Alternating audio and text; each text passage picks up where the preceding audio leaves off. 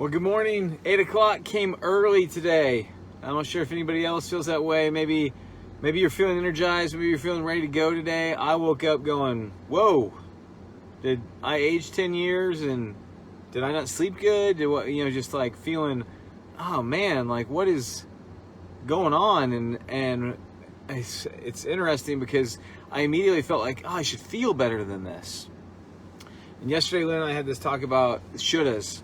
And thinking about just so often we talk to ourselves in this language of shoulda, coulda, woulda, like it's all this kind of fear of the future and shame from the past, and just kind of robs us of the present. And this morning I was reading Psalm 29, and it just talks about the voice of the Lord and the power of the Lord, and thinking about God's voice that speaks into creation that says, let there be light. And I just got to thinking about, man, like what would it be like to hear the voice of God? And asked the kids that this morning around the breakfast table, and it was really interesting. Noah he's our Avengers superhero. He's talking about galaxies and time-space continuums. He loves Back to the Future. He's just kind of got that mindset, that he's kind of got that nerdy side to him, maybe, that he likes to nerd out a little bit. And in that, I then went back and I reread what David writes, and it's interesting. He talks about the Lord's voice over the waters. He talks about the Lord's voice in the air, these things. And it got me thinking about just maybe I make God's voice far too small. Meaning, like, if it's not written in the clouds, then I can't hear it, type thing. But yet, I wonder if God is speaking to me all the time, even down to when Jesus says in Matthew 6, do you see the birds of the air and the lilies of the field, how they're clothed? Do you not know that the Lord knows what you need and He'll provide it? So instead, seek first His kingdom. I wonder if I miss the Lord speaking in just small ways, that I'm able to see birds, to see the lilies of the field, to conjure up and think about what it means that the Lord's vastness and bigness means that it would take 680 years for us to leave Earth and make it to Pluto. How do I know that? Noah looked it up.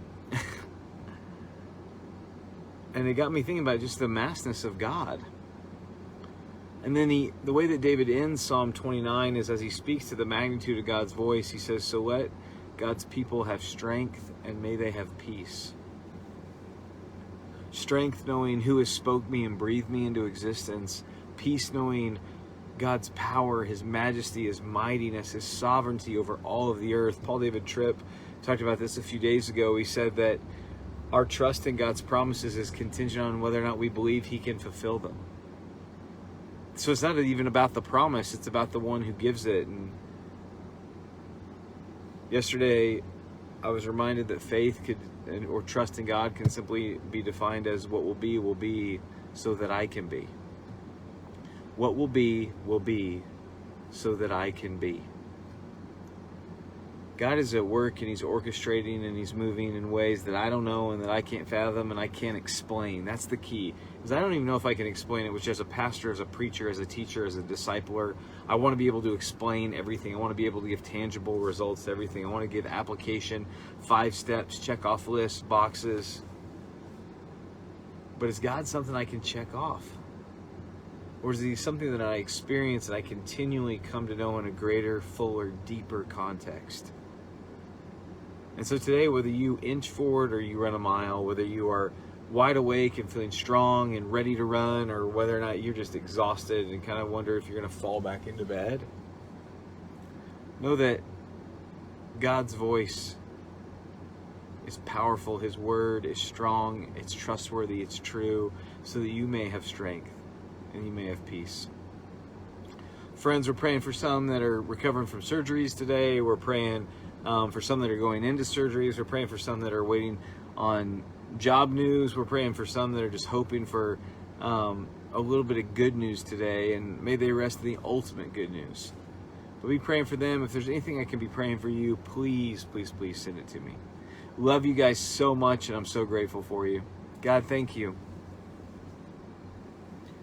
Thank you that your voice isn't just all around us, but it whispers inside of us, that we can take the time today to listen, to hear, to trust, to know that you are at work and you're orchestrating, to believe your word is true, that in Romans 8 it tells us that Why do we not believe that you will give us all good things, meaning good in your sight and good in your ultimate reality, good in eternity, if we look around and see that you've already given us your son Jesus?